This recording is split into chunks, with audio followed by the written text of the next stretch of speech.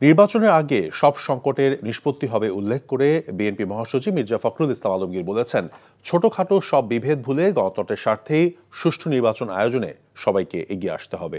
আর স্থায়ী কমিটির আরেকজন সদস্য সালাউদ্দিন আহমেদ বলেছেন, অনেকের কারণে ফ্যাসিবাদ ফিরে আসলে জাতি কাউকেই ক্ষমা করবে না। নূর হোসেনের রিপোর্ট। নয়াদিগন্ত পত্রিকার ২১তম প্রতিষ্ঠা বার্ষিকী উপলক্ষে সব রাজনৈতিক দলের মিলনমেলায় পরিণত হয় শিল্পকলা একাডেমি। রাজনৈতিক দলগুলোর শীর্ষ নেতাদের নিয়ে কেক কেটে প্রতিষ্ঠা বার্ষিকী উদযাপন করে কর্তৃপক্ষ। পরে আলোচনা সভায় বক্তারা ফ্যাসিবাদী আমলে গণমাধ্যমের উপর দমন পীড়নের কথা তুলে ধরেন। উঠে আসে ফ্যাসিবাদ প্রতিষ্ঠায় গণমাধ্যমের নির্লজ্জ ভূমিকার কথা। সমস্ত নিউজ পেপার একই সুরে একই বয়ান তৈরি করছিল।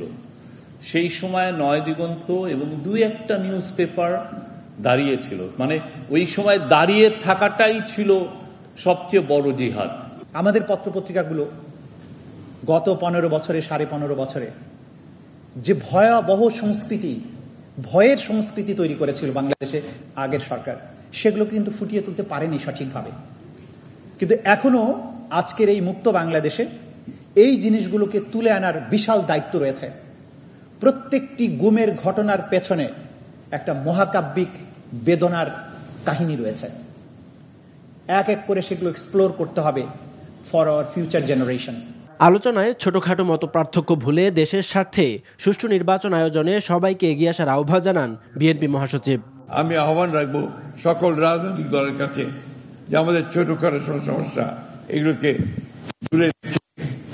গণতান্ত্রিক ব্যবস্থা থেকে আমরা ফিরিয়ে আনার জন্য সবাই এই নির্বাচনে অংশ নেই, গণতান্ত্রিক ব্যবস্থাকে ফিরিয়ে নিয়ে আসি। ফ্যাসিবাদের ফিরে আসার সব পথ বন্ধ করতে রাজনৈতিক দলগুলোকে ঐক্যবদ্ধ থাকার আহ্বান জানান বিএনপি স্থায়ী কমিটির সদস্য সালাউদ্দিন আহমেদ। আমাদের সন্তানদের রক্তের অঙ্গীকার, আমাদের এদেশের ছাত্রগণ অভ্যুত্থান শহীদের রক্তের প্রত্যাশা আমাদেরকে পূরণ করতেই হবে। যদি আমাদের অনৈক্যের কারণে, আমাদের বিভেদের কারণে কোনো সময় কোনো ফাঁকে যদি ফ্যাসিবাদের প্রত্যাবর্তনের কোনো আশঙ্কা থাকে, এই জাতি আমাদেরকে ক্ষমা করবে না। গণমাধ্যম এখনও জাতির প্রত্যাশা পূরণ করতে পারছে না বলে অভিযোগ করেন জামায়াতের সেক্রেটারি জেনারেল মিয়া গোলাম পরোয়ার।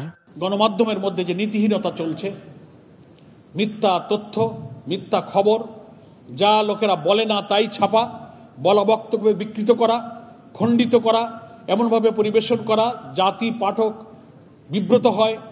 দেশ ও জাতির স্বার্থে ভবিষ্যতে সব গণমাধ্যমকে সত্যিকারের সাংবাদিকতা করার আহ্বান জানান বক্তারা।